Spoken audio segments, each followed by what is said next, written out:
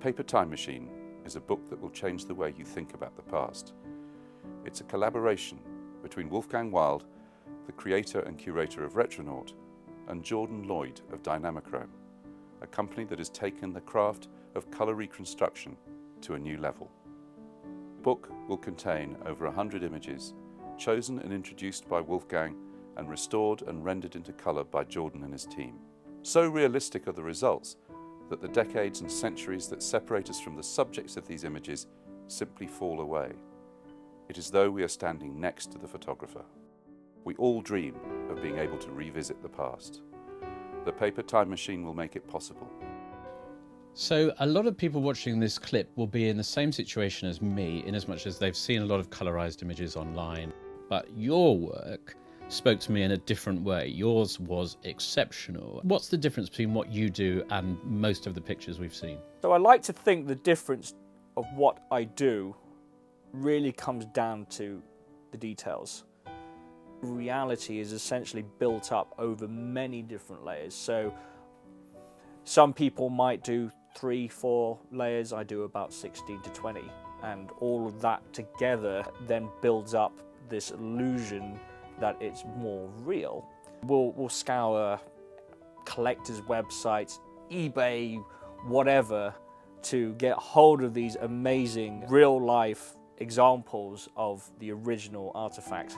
And what you're left with, once you've taken into account all the lighting and atmospheric conditions, is what I think a very authentic sense of what the photographer was looking at through the viewfinder. I think one of the most important questions is, why do we want to add colour to the historical record in the first place? In the past, when you had these amazing artisans doing it by hand, the intrinsic motivation was, we have this limitation, which is the photographic technology cannot render this scene in colour, therefore we will manually paint it in by hand in order to make it a more commercially viable prospect. And so I think there's a difference, especially in the eras that we're looking at, from about 1850 to just after World War II, where really the vast majority of photographs were in black and white because it was a limitation of the technology at the time. In that case, I think digital colour reconstruction is fair game. If the original photographer or the people commissioning it had access to colour technology at the time, you can be sure they would have used it. What I think makes the book especially compelling is we take these retronautic images and then I'm not sure how you do it, and it looks like some strange, bizarre wizardry, but somehow you are able to transform these into colour. Can you give me an overview of the process? So colour reconstruction is essentially a modern interpretation of a craft that's been around nearly as long as photography.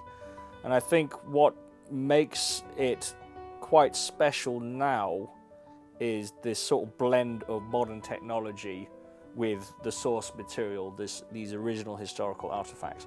It's a several stage process. So the first stage is we take the picture and then we restore the photograph to its original condition. The second step is that we then do all of our original historical research. So if there's a particular item of clothing, we go look at period clothing or a brand. If it's a particular sign, we go find the sign. Third step is we then block in all of the colour, and for every single detail. The fourth step is then matching that research with the blocked in colour to make it authentic. And then the final step is then to get everything looking correct in terms of the atmosphere and the lighting of the original photograph.